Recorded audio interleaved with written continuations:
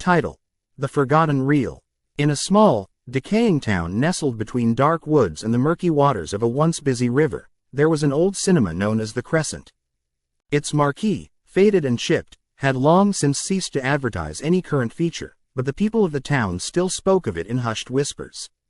It had been years since a film had been screened there, yet it was rumored to hold one last unreleased movie that had been promised to the world, a movie so cursed that it was never allowed to see the light of day.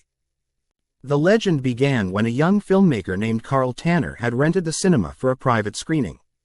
He was a visionary whose ambition eclipsed his prudence. He poured every ounce of his dwindling budget into the project, convinced it would change the landscape of horror films forever. The flick was titled Sanity's Edge, a tale that blurred the lines between nightmare and reality, revolving around a small town haunted by the memories of its obscure past. As Carl screened the film for a select audience that included his closest friends, the atmosphere grew heavy with tension. They sat, nearly breathless, as the projector whirred to life, casting flickering images against the cracked walls. Dark shadows crept into the corners of the room, mocking the flickering light.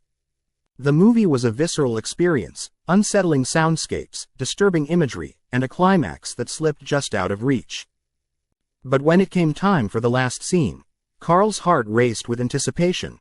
It was then that something went horribly wrong. The screen suddenly went black, and the projector sputtered and died. Panic erupted in the audience as they scrambled to their feet, but Carl remained frozen in his seat. He could hear something. Soft murmurs that seemed to crawl out of the darkness and wrap around him like a shroud.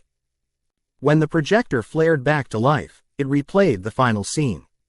Through the static, he recognized the image of his friends' faces twisted in horror, guests who hadn't been invited to that private screening, faces that weren't supposed to be there.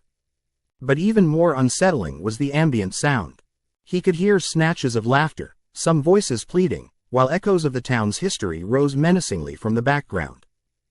The power cut in the Crescent that night was more than just a technical malfunction. It felt like a veiled warning. Carl's friends claimed they had seen things, shadowy figures looming, distorted reflections in the glass.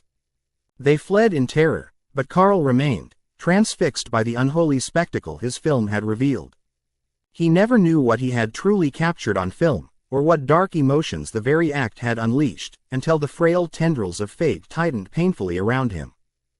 As it turned out, the scenes of Sanity's Edge were more than just fiction. They were an invitation.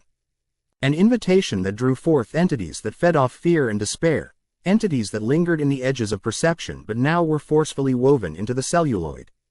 For no sooner had he finished the showing than rumors spread that his film was cursed, a curse strong enough to haunt the Crescent for generations. Days turned to weeks. Carl tried to erase the footage, but every time he attempted to destroy the film, mockingly, it survived. It showed up in his dreams with heightened clarity of twisted faces, sinister laughter, and the unmistakable feeling of being watched. The footage implicated his sanity, each viewing laced with the taste of iron, the gashes of dark dreams, and hints of something far worse waiting in the shadows. He delved into a self-imposed isolation, retreating from society, seeking to comprehend the horror he inadvertently unleashed. One fateful night, Carl's friends, desperate to confront what had transpired, broke into the Crescent. Flickering lanterns illuminated the dilapidated cinema as they crept inside, hearts pounding with every creak and groan of the old structure. Their laughter echoed too loudly, overshadowing the memories of those who had suffered before. They had come with a plan, to find the lost reel and bury it within the depths of the river, sealing its power forever. But the night swirled with growing dread. Shadows flitted across the walls, whispering secrets, as they searched frantically for the elusive reel. One by one, they began to vanish, consumed by the very darkness they had sought to dispel. Carl, now desperate and hopeless, stumbled onto the projection booth, where the cursed reel lay, glinting almost seductively in the fading light. As he prepared to burn it, the whispers crescendoed, enveloping him. He felt fingers of tendrils reaching for his mind, his heart, and with each flick of his lighter, they tightened like a vice. Desperate, he tore the film from its canister, only to discover faces he knew all too well. Friends, family, souls he loved, twisted in time's apparition. He understood then. This was no ordinary film. This was their collective insanity. His darkest fears materialized, immortally entwined with his psyche. The next day, Carl Tanner's name faded into the annals of the town's history, alongside the Crescent. No one would show that unholy film again, though a lingering, unnerving presence remained within the confines of the dilapidated theater.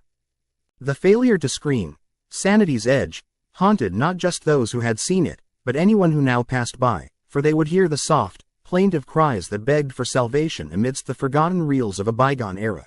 Hidden in the shadows, waiting.